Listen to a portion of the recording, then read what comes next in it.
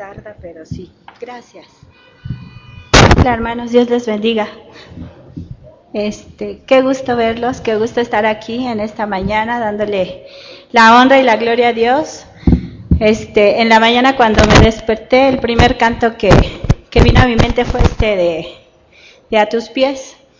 Y luego en el coche traigo en el celular música aleatoria y la canción que de repente pues escoge la que quiera y volvió a sonar esa y pensé, y seguro en la iglesia la vamos a cantar. Y lo pensé porque sé que Dios siempre tiene algo hermoso que darnos. Y meditaba yo que ese lugar más alto y más grande, estar a sus pies, pensaba yo la primera vez que la oí, ¿cómo más alto? Pues si estamos postrados ante su presencia, ¿cómo podemos decir que es el lugar más alto? Pero créanme, hermanos, que es el lugar más alto en el que podemos nosotros estar, porque no debemos de tener un nivel mayor que el que estar humillados delante de su presencia. Les pido de favor que oremos a Dios en esta mañana. Yo sentí la administración de Dios, del Espíritu Santo. Sé que Dios ha roto cadenas, que Dios se está moviendo en este lugar, que el Señor está haciendo su obra y que se está moviendo en este lugar. Mi oración durante todo este tiempo, preparándome para esta predicación, fue que su Espíritu Santo se mueva, que su Espíritu fluya, que su Espíritu hable a tu vida y hable a mi vida también, porque lo necesitamos sus palabras. Así es que te pido que oremos a Dios y que le pidamos su presencia. Yo sé que Él ya está aquí, pero que no se vaya, que no se mueva de este lugar, que siga en este lugar trayéndonos su bendición a través de la palabra. Bendito Dios y Padre de mi Señor Jesús, te ruego en esta mañana, Señor, que ese mover de tu Espíritu que se ha dejado sentir en este tiempo de alabanza siga fluyendo a través de la predicación de la palabra. Que te muevas, Señor, en este lugar haciendo tu voluntad y guiándonos, Padre, a toda verdad. Que tú, amado Señor, envíes tu Espíritu Santo para que tu palabra, Señor, fluya, Señor, y llegue a partir el tuétano, mi Dios, y las coyunturas, Señor. Que no sea una palabra que se quede solamente en los oídos, Señor, sino que baje también a nuestro corazón, Padre, para ponerla en práctica y por obra, Señor. En el nombre de Jesús te pido que toda distracción, que todo aquello, Señor, que pueda impedir el fluir de tu Espíritu Santo se vaya, Señor. Que el cansancio, la flojera, Señor, el aburrimiento salgan por la puerta en este momento en el nombre de Jesús. Que tu gracia, tu bondad, tu fidelidad esté con nosotros, Padre, para que en este tiempo podamos ser, mi Dios, ministrados por ti y por tu Espíritu. En el nombre bendito de Jesús, Señor, te pido esto y te doy gracias. Amén y amén. ¿Puede tomar su lugar, por favor? Hoy me tocó predicar en Marcos 10, versos 32 al 45.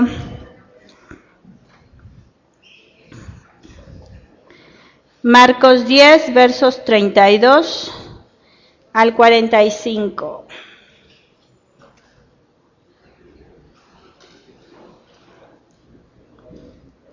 Ok, yo leo un versículo y usted lee el siguiente, lo vamos a hacer alternadamente hasta el versículo 45, por favor. Si ya tiene la cita, le pido de favor que me diga amén. Todavía faltan varios. Bien, doy inicio con el 32.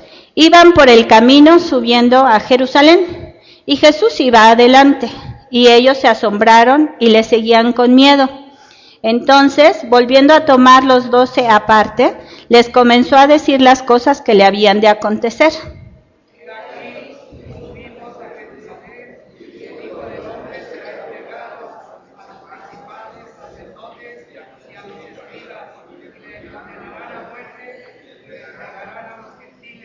Y le escarnecerán, le azotarán y escupirán en él y le matarán, mas al tercer día resucitará.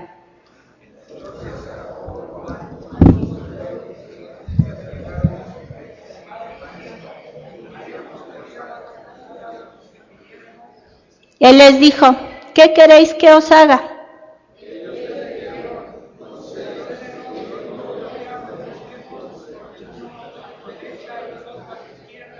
Entonces Jesús les dijo, ¿no sabéis lo que pedís? ¿Podéis beber del vaso que yo bebo y ser bautizados con el bautismo con que yo soy bautizado?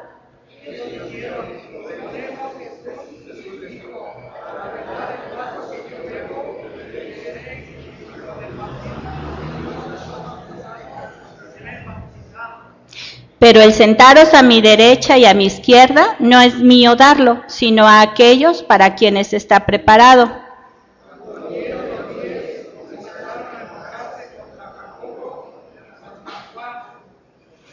Mas Jesús, llamándolos, les dijo, sabéis que los que son tenidos por gobernantes de las naciones se enseñorean de ellas, y sus grandes ejercen sobre ellas potestad.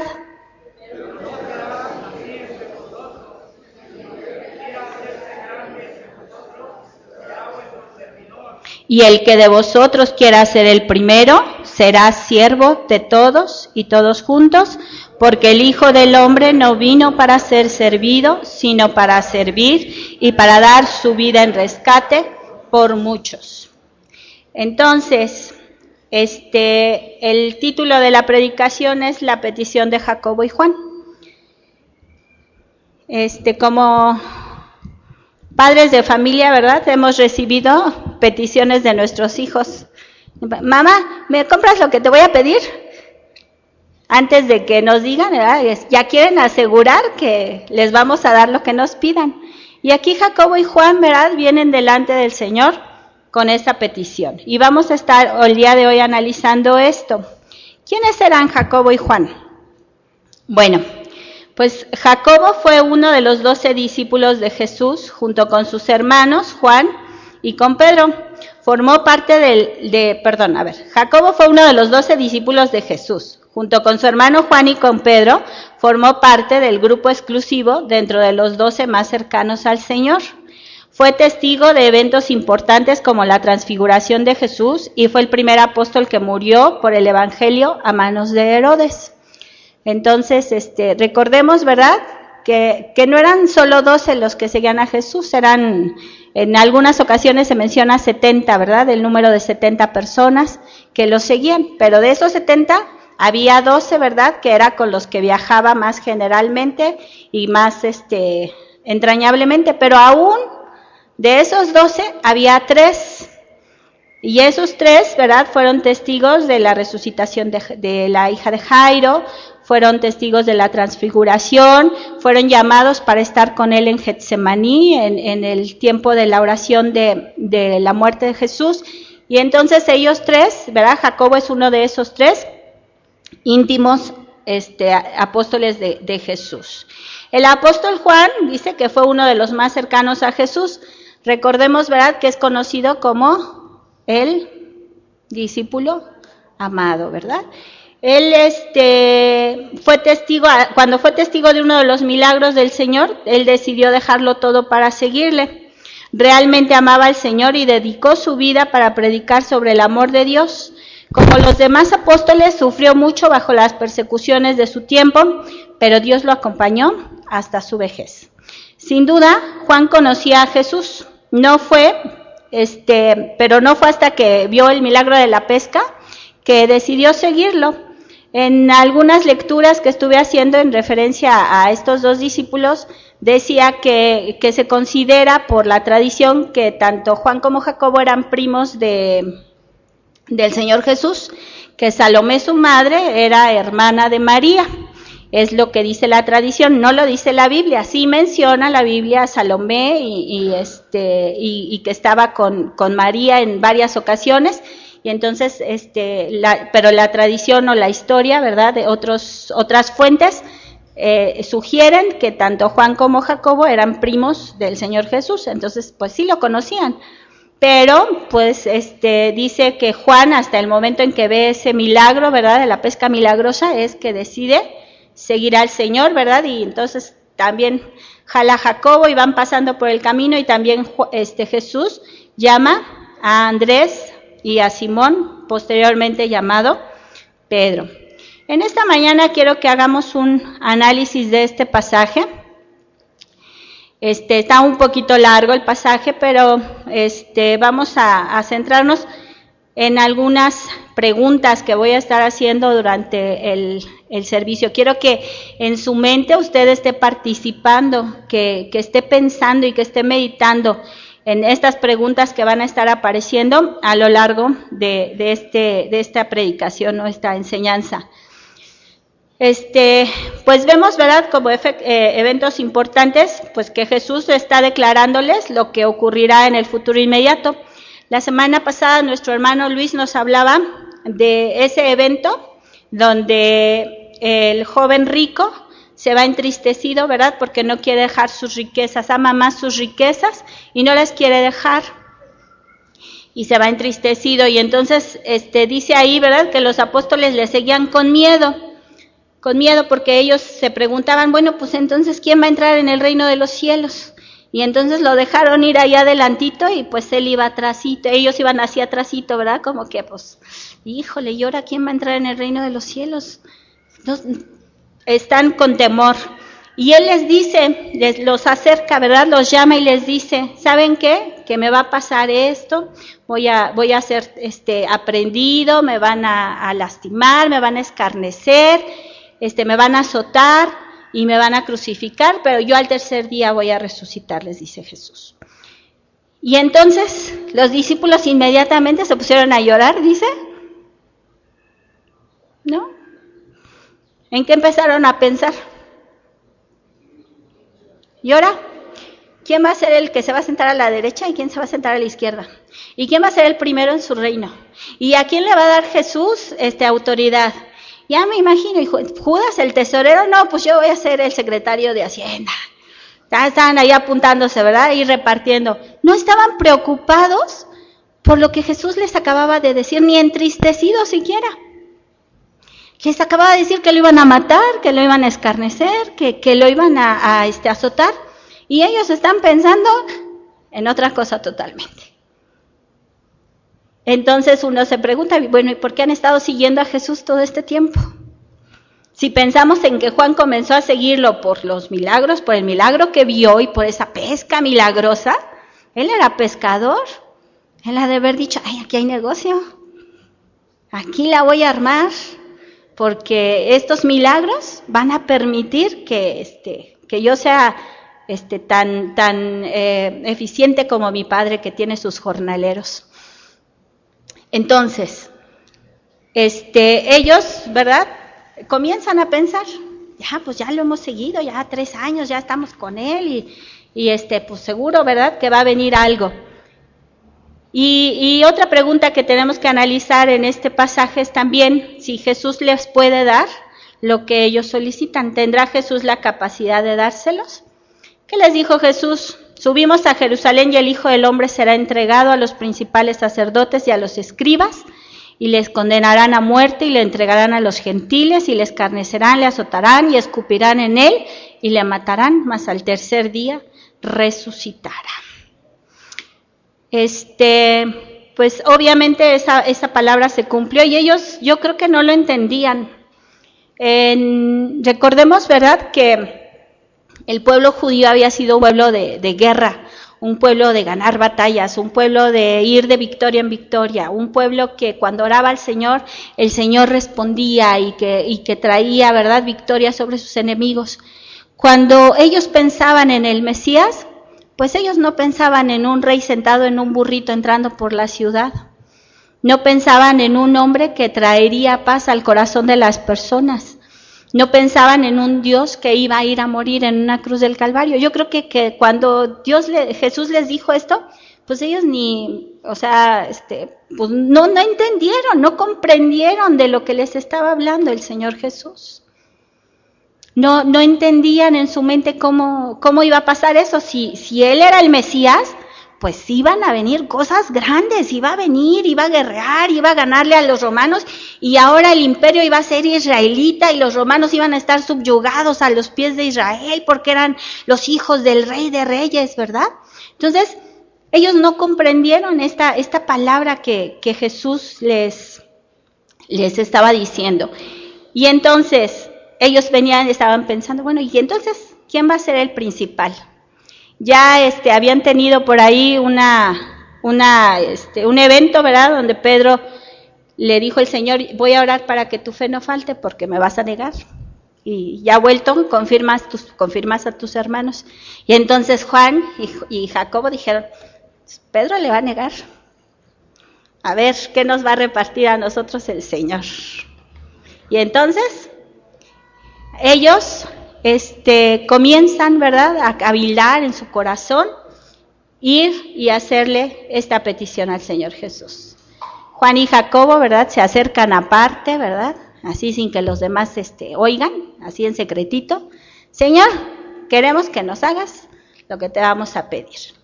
Y cuando yo leí, ¿verdad?, que decía que eran sus primos, pues había confianza, pues somos de la familia, ¿verdad? Puede ser también que ese fuera su pensamiento, ¿verdad? Yo no sé exactamente si eso sea real o no, pero lo que sí dice es que sí se acercaron y le dijeron, queremos que nos hagas lo que te vamos a pedir. Y el Señor Jesús, a ver, ¿qué quieren que les haga? Pues queremos que nos sientes a la derecha y a la izquierda, que seamos tu brazo derecho y tu brazo izquierdo en el reino. Y entonces uno piensa, y si yo estuviera ahí, yo cómo reaccionaría. Si el Señor me dijera, ¿sabes qué? Que me van a matar y me van a entregar. Cuando durante 3 años Él ha dicho, arrepentíos porque el reino se ha acercado, el reino está entre ustedes, el reino ha llegado, ya el reino está aquí, pues ellos ya estaban con la expectativa de, ya está el reino aquí, ya está el reino aquí, ya los romanos van a ser derribados y Jesús va a establecer su reino. Si supiéramos esas cosas y el Señor nos declarara que va a morir, ¿le creeríamos? Porque yo pienso que ellos no le creyeron, o sea, ignoraron totalmente esa declaración del Señor Jesús y se abocaron a pensar en el reino, en lo que venía, en lo que podían ellos recibir posteriormente. Y yo me preguntaba, bueno, si yo hubiera estado ahí y Jesús me hubiera dicho eso, pues ¿qué hubiera pasado? Me acuerdo que hace 2 años, ya casi 3 años, cuando Leonardo y Roma nos reunieron a los líderes y colaboradores en una reunión por la tarde, y nos informaron que se iban a ir de la iglesia, pues para mí fue así como que un shock, pues duro, ¿verdad? Difícil, porque pues habían sido mis pastores durante 16 años, además mis amigos, y pues yo empecé a chillar. Ya fue lo primero que empecé a hacer. Y todos ahí pues estábamos impactados, ¿verdad? Porque era una noticia que no esperábamos y que pues que de alguna forma no queríamos, ¿verdad? Pero Dios le abrió puertas a Leonardo, le hizo un llamado a su vida y se tenía que ir. Pero yo en el momento, pues yo lloré, pero después, en las juntas de implementación, y Leonardo, ¿y quién se va a quedar aquí? ¿Y quién va a quedarse acá? Y ya estaba yo incisiva, ¿verdad? ¿Por qué? Porque nos preocupa, porque nos ocupa pensar en esas posiciones y en ese liderazgo. Dios acomodó las cosas como Él quiso, porque el que compró la iglesia es el Señor y el que pagó el precio es Él. Y entonces Él acomodó finalmente las cosas. Pero yo me pude identificar, ¿verdad?, en esta predicación. ¿Por qué? Porque así somos los seres humanos. O sea, pensamos en las posiciones que queremos alcanzar, en el lugar que queremos llegar, a dónde queremos estar aquí. Y entonces, vienen esas cuestiones, ¿no? Yo le pediría al Señor que me diera un lugar de eminencia, o le diría otra cosa. Pues yo creo que al igual que los discípulos, ¿verdad?, también me anticiparía, a ver, Señor, ¿y qué me vas a dar? ¿Y qué voy a tener? Ya tengo aquí 80 años en la iglesia y ¿qué me vas a dar, Señor? ¿Verdad? Seríamos, yo creo que de la misma manera, también nos anticiparíamos a pedir un beneficio propio. ¿Por qué? Porque somos seres humanos, porque somos personas, porque porque nuestra naturaleza es esa, porque crecemos en una cultura donde así se van alcanzando las cosas, ¿verdad? Pidiendo y buscando y estando ahí. Y entonces debemos de preguntarnos, ¿por qué estoy aquí? Yo cuando llegué aquí a esta iglesia, llegué después de un tiempo de soledad en mi vida, de haberme apartado del Señor, molesta con Él porque las cosas no salían como yo quería y no me daba lo que yo le pedía, y enojada con el Señor. Yo me había apartado del Señor, pero gracias a Dios por las oraciones de mi mamá, que ahí estaba en la brecha orando por mí. Salimos de otra iglesia donde hubo una división y el Señor trajo a mi mamá a este lugar a una convención. Y pues en la convención el Señor se movió y había unción y todo, y mi mamá siguió asistiendo a la iglesia y me decía, ve, está bien bonito, están las alabanzas bien bonitas, hay unción, el pastor predica bien bonito, y ve, pues no, yo no quería. No, yo no quería.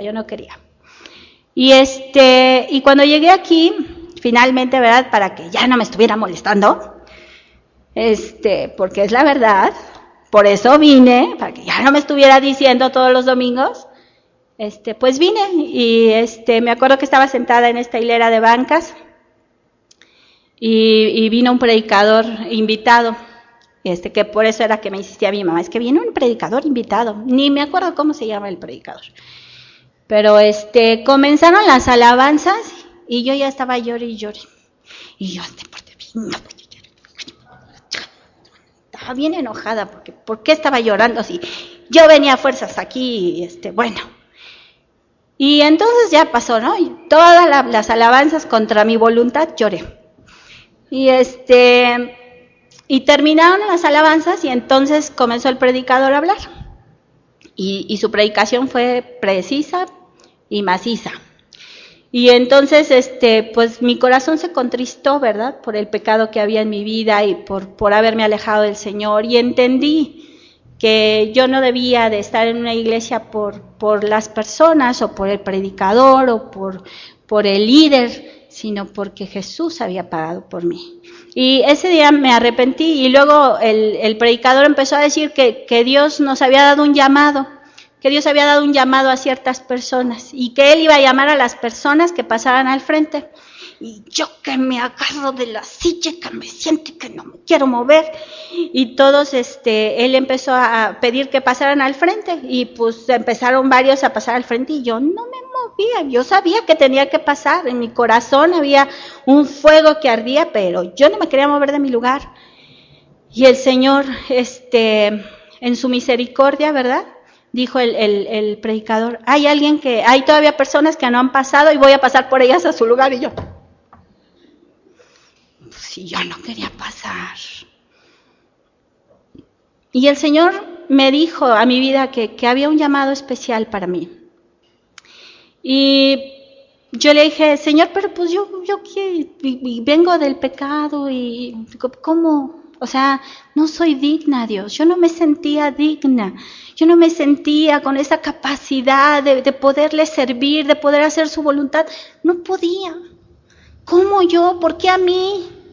Si yo era la más vil de todas las que estaban aquí en la iglesia, ¿por qué el Señor me estaba hablando? Yo no, a mí no. Y ahí estaba yo duro y dale, y que yo no, y que a mí no. Pero el pastor me pasó al frente y comenzaron a orar. Y recuerdo muy bien que la única cosa que el Señor me dijo fue, te amo. Y ¿qué me hago de agua? Y me quedé ahí postrada, ¿verdad?, llorando en la presencia del Señor. Y yo no vine aquí entonces porque el pastor predicaba bonito, o porque el líder era muy buena onda, o porque la alabanza estaba muy suave. Yo vine aquí porque el Señor me trajo para que estuviera en este lugar, para ser bendecida, para ser guardada, para crecer. Y poco a poco, ¿verdad?, en el lapso del tiempo, pues el Señor fue bendiciendo mi vida y en la medida que yo le fui diciendo sí, pues el Señor fue obrando.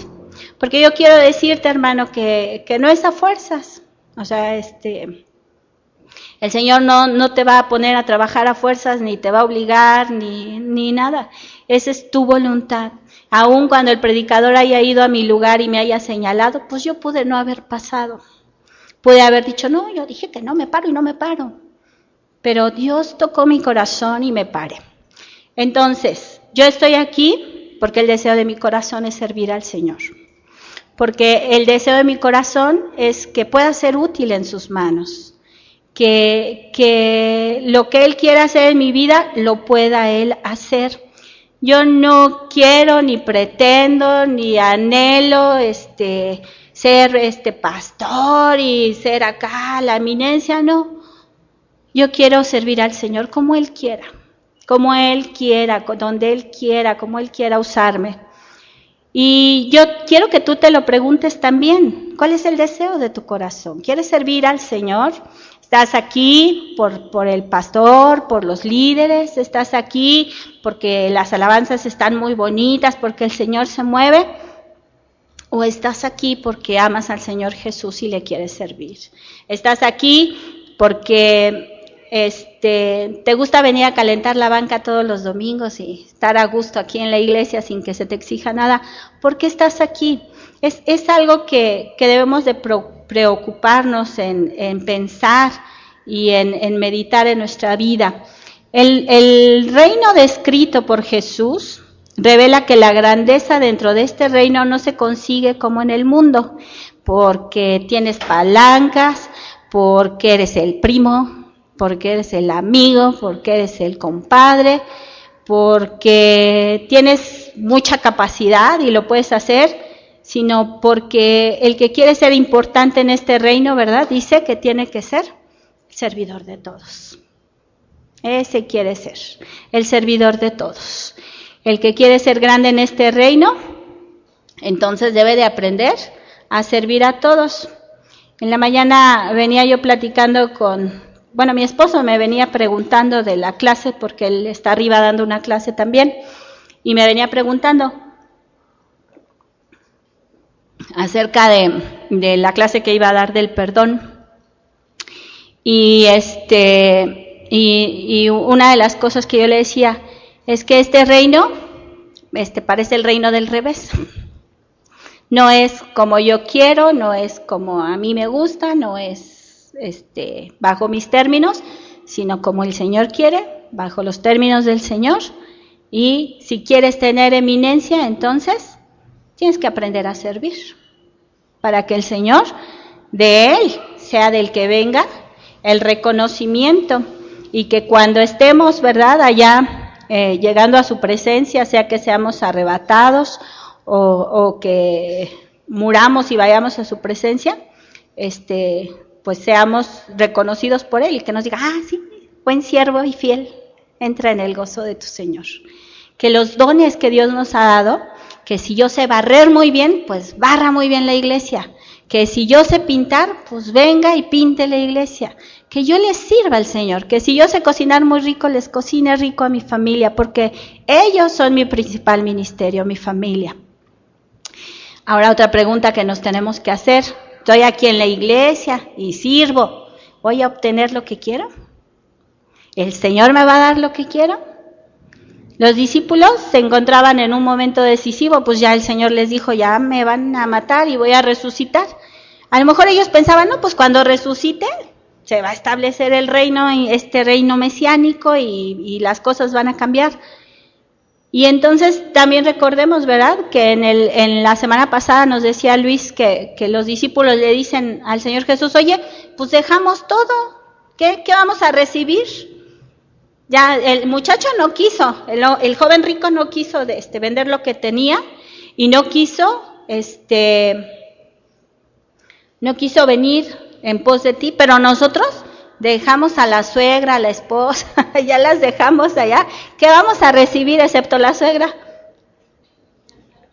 Dice, ¿qué es lo que nos vas a dar? ¿Qué vamos a recibir?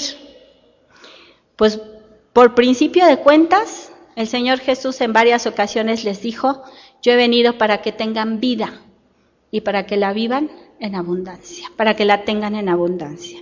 Nos vino a dar la vida eterna.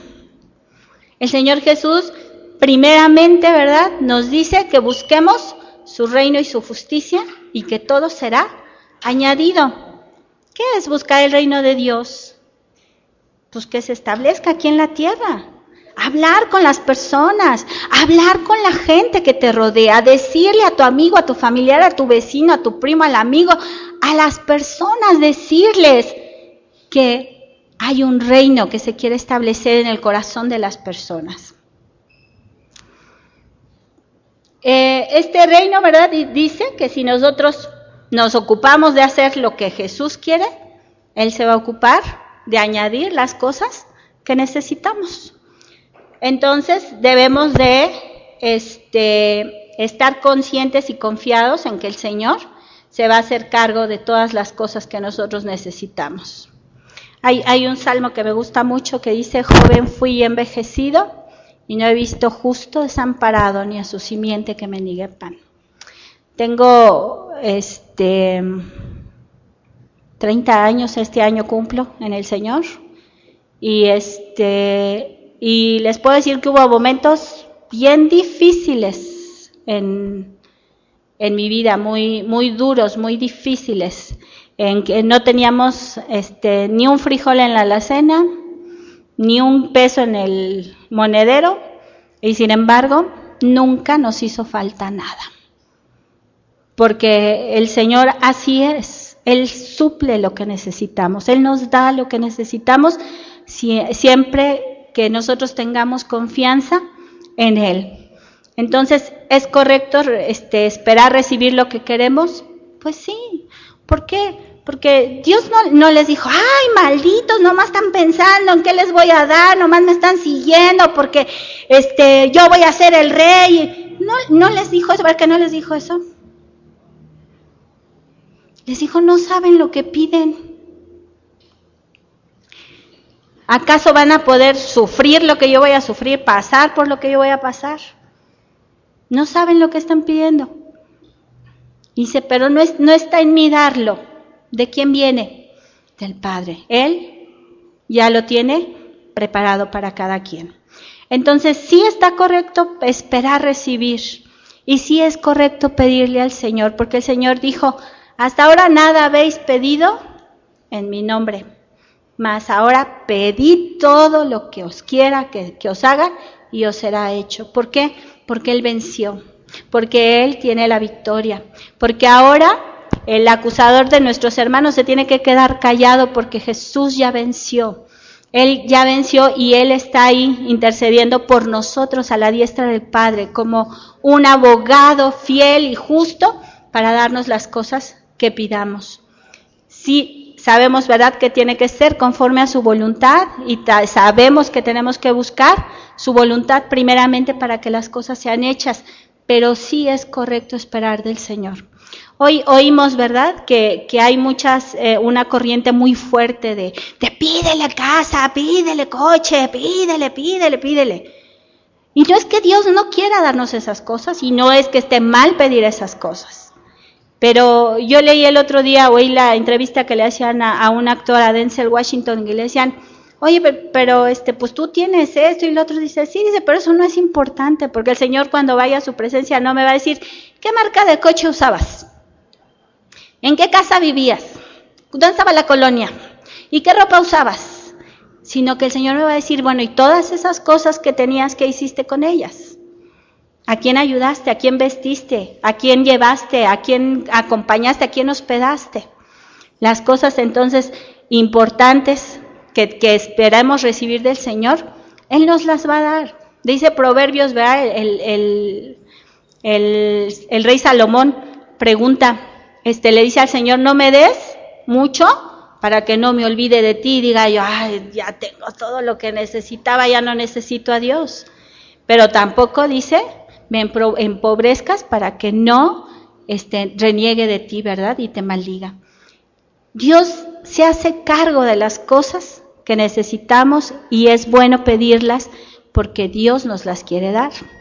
Pero siempre vamos a tener que estar preparados para recibirlas.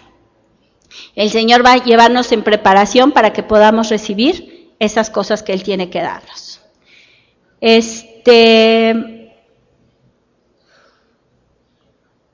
Jesús entonces les anticipa a ellos que esas dádivas provienen del Padre. Y a mí me gusta mucho un versículo donde dice el Señor: pues si vosotros siendo malos sabéis dar buenas dádivas a vuestros hijos, cuánto más vuestro Padre que está en los cielos dará buenas cosas a los que les pidan. Entonces fíjense, si nosotros somos malos y damos buenas cosas a nuestros hijos, pues cuánto más Dios nuestro Padre nos dará cosas buenas. Les anuncia, ¿verdad?, que sufrirán al igual que Él. También hay otra cita que esa no me gusta tanto, pero pues dice que en el mundo tendremos aflicción, pero que confiemos porque Él ha vencido al mundo. No nos dice, ven a servir a mi reino y te la vas a pasar bien súper y va a estar todo bien suave y no vas a tener ningún sufrimiento, ni pena, ni nada. No, dice, van a tener aflicción, pero confía porque yo he vencido al mundo. Entonces, tenemos que saber, aquí les dice a los discípulos, pues sí van a tomar de la copa que yo voy a tomar, sí van a sufrir, sí les va a tocar vivir en angustia y en persecución, en dolor, pero yo estoy con ustedes hasta el fin del mundo para que no tengan temor.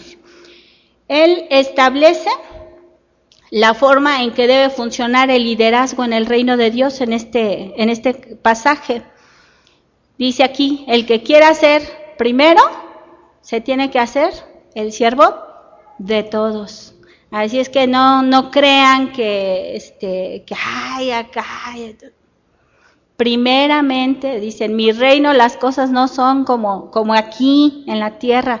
Ustedes les dice, saben que los gobernantes, dice, disponen, ¿verdad?, de a quién van a poner en cada puesto, pero en mi reino, dice, no va a ser así. Tienen que entender que el liderazgo en el reino de Dios es para aquel que se hace servidor de todos.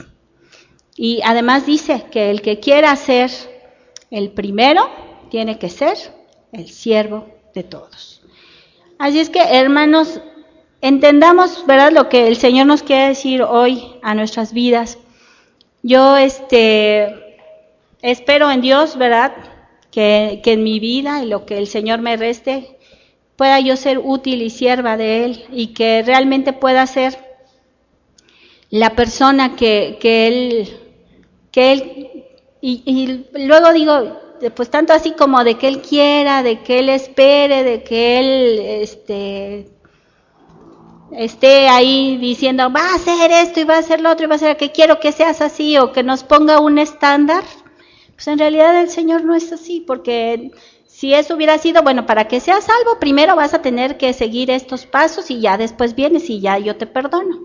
El Señor no es así. El Señor nos ama así como estamos, así cabezones y necios y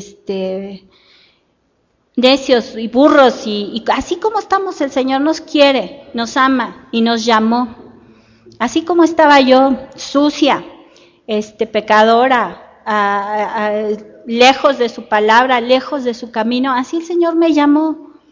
Y no me dijo, pues no, fíjate que primero no, así me llamó y me amó. Y mi vida, he tratado de entregársela para servirle. A veces, si no ven que está uno aquí en la iglesia sirviendo, no piensen que no está uno sin servirle a Dios. Porque les digo, el ministerio principal, pues es nuestra familia. Nuestro esposo, nuestros hijos o nuestros padres, nuestros hermanos. Ahí tenemos un lugar para servir y para ministrar, para hacer la voluntad de Dios. Y en la medida, créanme, que la gente vea que nuestra familia está funcionando bajo este funcionamiento del Rey, muchos van a decir, bueno, ¿y por qué en tu familia es así? ¿Por qué ahí actúan de esta forma? ¿Por qué ahí todos con gozo se sirven unos a otros? Y yo le pido un favor a mi hermano y no, hazlo tú, y a mí no me estás pidiendo. Y pues, porque ahí hay paz, porque ahí hay gozo. ¿Cómo vamos a dar vamos a hacer ese testimonio vivo para aquellos que nos están viendo? Porque créanme que nos ven. Créanme que los ojos de las personas sí están puestas en nosotros. Así es que apliquemos la palabra del día de hoy y entendamos que debemos estar dispuestos a servir al Rey.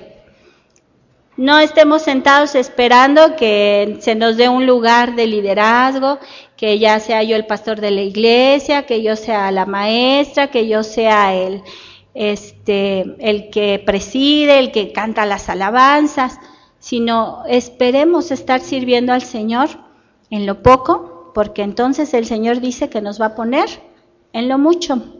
En la medida que decidamos servir a este Rey que pagó un precio muy alto por nuestras vidas, nos vamos a sentir nosotros más realizados y más alegres y más felices de lo que Dios está haciendo en nuestras vidas.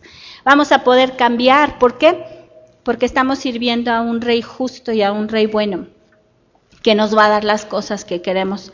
Ya en otras ocasiones les he platicado que hasta mi perrito Yorkshire, el Señor me lo dio, la raza que yo quería y así amoroso como yo lo quería. Dios tiene cuidado de las cosas que queremos, nos ama y nos quiere dar bendición, nos quiere bendecir. Entonces tenemos que estar dispuestos a servirle y en la medida que servimos, Dios nos bendice a nosotros.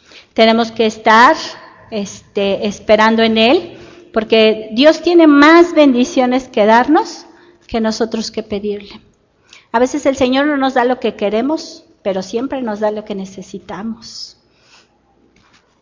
No cumple a veces a lo mejor nuestros caprichos, pero nunca nos hace falta nada. Dios siempre suple lo que necesitamos. Así es que estemos esperando en el Señor, que de Él venga la recompensa de nuestro servicio. No estemos, ¿verdad?, que va a pasar el pastor y me pongo a limpiar. Y ahí viene la hermana Raquel y me pongo a trapear, ¿verdad? Para que me vean que estoy trabajando aquí en la iglesia. El Señor nos está viendo a todos. Él se hace cargo de observarnos a cada uno de nosotros y de darnos la recompensa que merecen nuestras acciones, porque nos ama, porque Él quiere darnos cosas buenas para nuestras vidas. Así es que a servir al Señor, hermanos, y a esperar en Él las bendiciones que tiene para nosotros. Que el Señor les bendiga. Gloria a Dios.